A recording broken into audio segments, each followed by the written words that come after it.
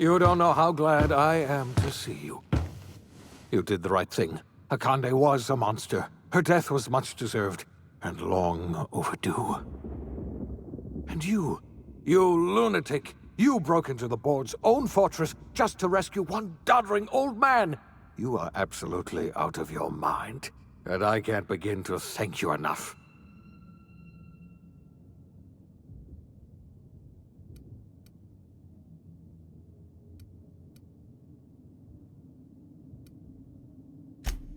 Ah, all in a day's work for you, huh? You've broken the board's stranglehold on this colony, and you saved my life. But there's still so much we have yet to accomplish. You and I are going to have to work harder than ever to save Halcyon. I'm afraid the situation is far worse than any of us ever anticipated.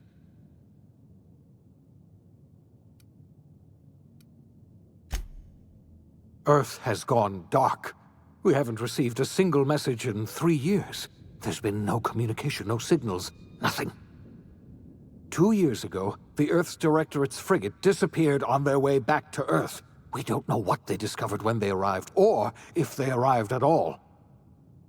They haven't exactly been hands-on around here anyway. So there's one less rubber stamp to worry about. Earth is humanity's home planet, Miss Fenhill. The psychological effects of losing our original home will be devastating. You mean we're all alone out here? Really alone? I'm afraid so, Miss Holcomb. Halcyon is the only home we have left. Returning to Earth is no longer an option. We're in serious trouble, my friend. Do you know what this means for Halcyon? We can't rely on Earth for support anymore. We've been cut loose. We're entirely on our own.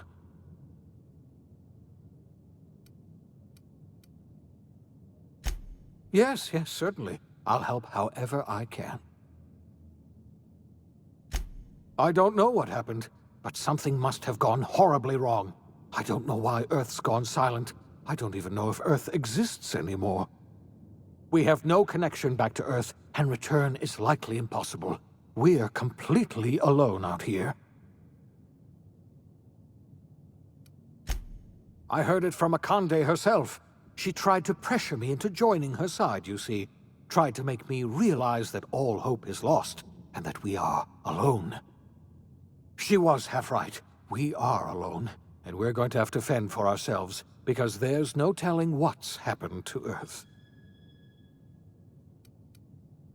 You might have heard of the Earth Directorate's frigate. Half the colony's entire military was on that ship. They were returning to Earth when they vanished without a trace. That was 2 years ago. We haven't heard a word from them since.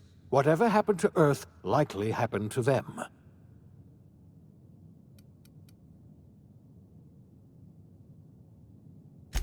Yes, Akande mentioned as much. Earth hasn't sent us a single message in 3 years. No one knows why. Akande had kept the truth to herself, perhaps with good reason. Can you imagine what would have happened if word got out? We'd have utter pandemonium.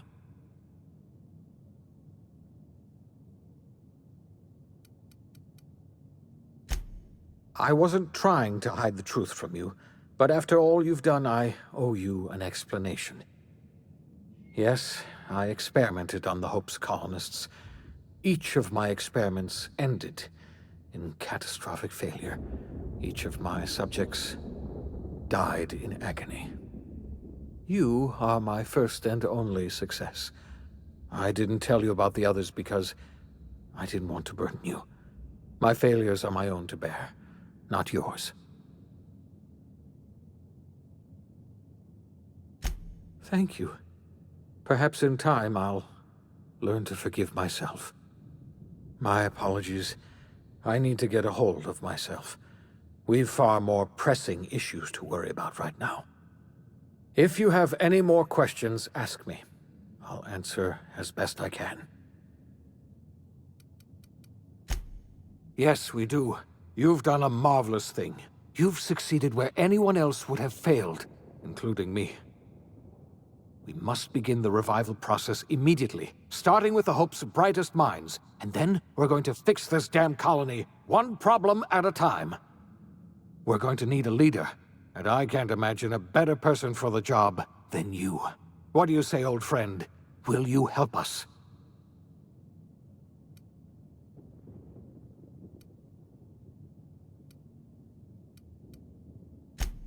When I revived you, I thought you were going to help me save this colony. I was wrong. I had our roles reversed, you see. You're the one who's going to save us all. I'm just the one who set you on your path.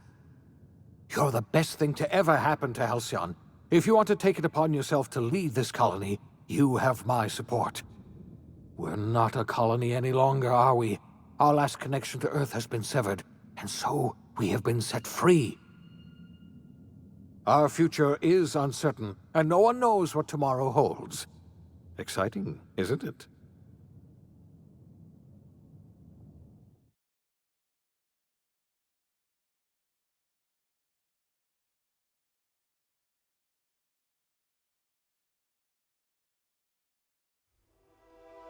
The OSI teaches that everything in the universe happens according to the grand plan. But the stranger that arrived in Halcyon was an unplanned variable.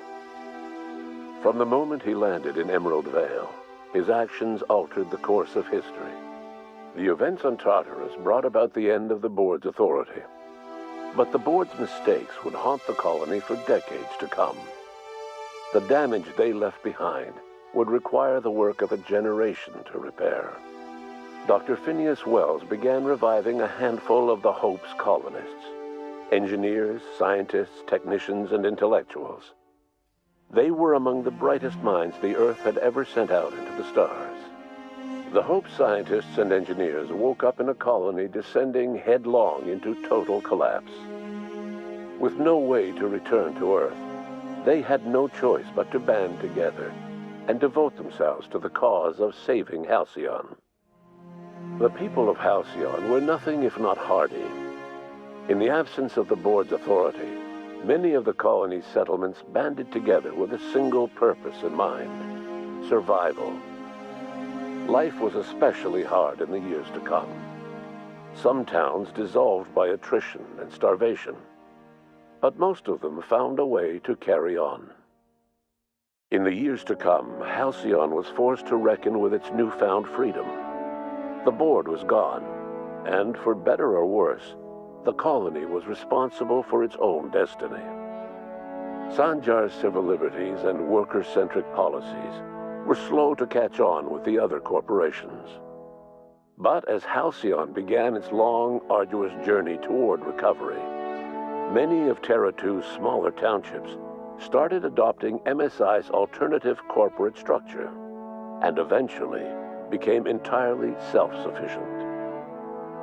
In the coming years, many of these townships managed to eke by, where otherwise they might have starved. Consumed by paranoia, Lilia Hagen took Sublight Salvage in a controversial direction, openly accusing board officials of an extraterrestrial conspiracy. One day, an accident at the Groundbreaker's docking bay silenced her forever. Time would tell if her replacement could keep the Sublight family together. Adelaide McDevitt replaced Reed Thompson as the leader of Edgewater. She and her followers transformed Edgewater in their image. Anyone loyal to Reed was pressured into leaving town, and those who stayed behind adapted to her way of life. Adelaide transformed the old cannery into a new garden. The nearby Edgewater Cemetery provided a convenient source of fertilizer. As for Reed Thompson, it was said that he lasted exactly 2 days outside the walls of Edgewater.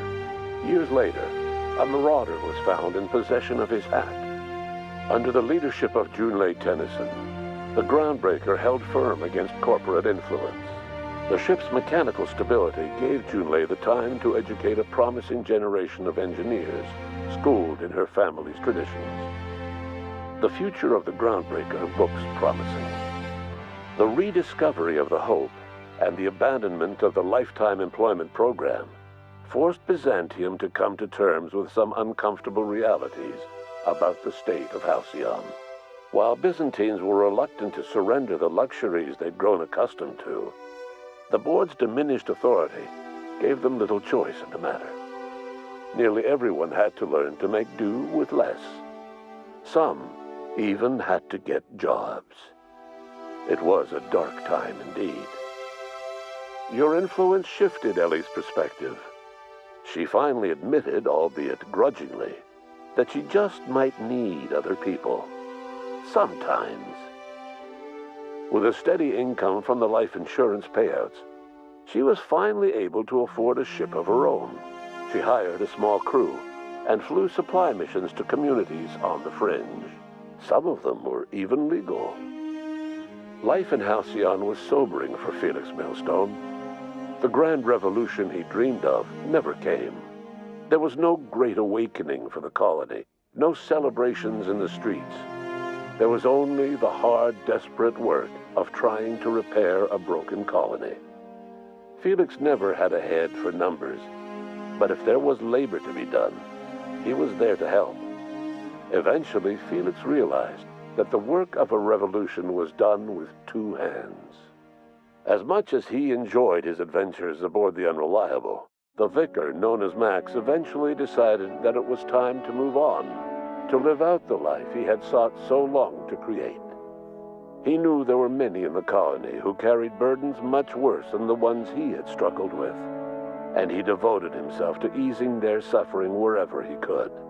He only ever took up arms again to defend the defenseless.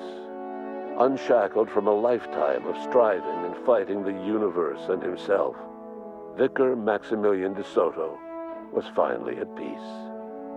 Once the matter with the Hope colonists was resolved, Junlei bashfully asked Parvati if she'd like to join her permanently on the Groundbreaker, and Parvati enthusiastically, if somewhat awkwardly, agreed. The stories of her adventures spread across the colony, and Parvati soon found herself the center of attention. Having served as the engineer of a renowned spacecraft, tramp freighters and wildcat miners sought her out by name, and in no time, she was a fixture in the Groundbreaker's mechanical ecosystem. She and Junlei were never far apart. Nyoka returned to Monarch to take another crack at making a permanent life for herself. She formed the Charon Group, an MSI subsidiary of ragtag survivalists and wilderness experts. Anyone in need of a guide, or just looking to throw back a beer and swap stories, could find her camping on the trail or clearing an infestation. The SAM unit that accompanied you spread awareness of the product line's superior sanitation and maintenance capabilities across what was left of the colony. This led to a boost in SAM unit sales. Did you know that SAM units are the longest-lasting, toughest-acting cleaning solution in Halcyon? Minister Clark was released from house arrest, and his contact with you gave him a sense of renewed purpose and vigor. Once it became clear that no help would be coming from Earth, he threw his considerable efforts and talents into helping Halcyon manage the crisis before it. As for Dr. Phineas Wells, he spent his remaining years in his orbital lab. He eventually came to terms with his own past and was able to forgive the mistakes of his younger self by devoting his remaining years to serving the colony. Dr. Wells was able to revive many more scientists and engineers than he first expected, thanks to the additional batch of chemicals you stole from the Ministry. Wells never forgot about the human lives that were lost in acquiring these chemicals. In the end, Dr. Wells was able to save every scientist and engineer aboard the Hope. Over the next decade, nearly all of the Hope's remaining colonists were successfully revived. Halcyon saw a period of rapid technological and scientific advancement. Breakthroughs in dietary supplements saved the colony from starvation. Geoengineering projects and social reforms began to change the structure and character of the colony. Dr. Wells laid the groundwork for the project to save the colony, but he would never live to see the fruits of his labor.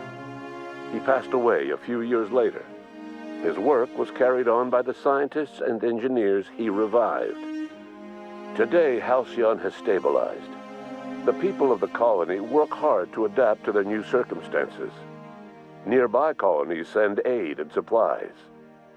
Life will never be easy in Halcyon, but for the first time in its history, there exists a sense of real, genuine hope about the future.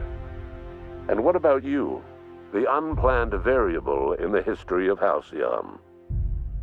Long after Wells passed away, you carried on his work with more energy, determination, and brilliance than he could ever muster.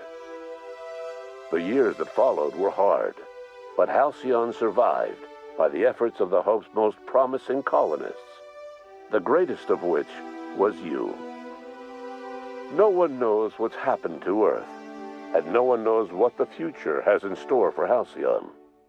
All we know for certain is this: the name of the Unreliable and that of its intrepid captain will remain the subject of countless stories for years to come.